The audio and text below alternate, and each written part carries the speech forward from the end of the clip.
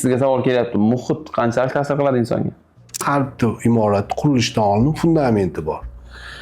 Agar fundament zo'r bo'lsa borku, imoratni uzoq turib berishiga kafolatda bu. Agar fundament yomon bo'lsa, ana o'sha fundament imенно oilaviy muhit bo'ladi. Uydagi muhit yoki o'sha bolani yashayotgan muhit hisoblanadi. Agar mustahkam bo'lsa, yaxshi bo'lsa oilasi, muhiti. Keyingi hayoti ham imorat-ku, qurilish, fundament ustiga imorat qurilishi kerak-ku. Ana o'sha imorati mustahkam va go'zal bo'lib turaveradi.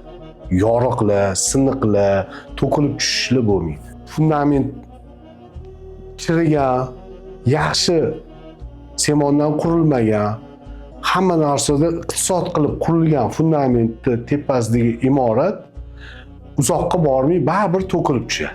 Shu tarafi bor. Xuddi shunaqa insonni bolaligidan tug'ilishi bilan o'sha voyaga yetguncha bo'lgan davr o'sha fundament deb hisoblaverish kerak.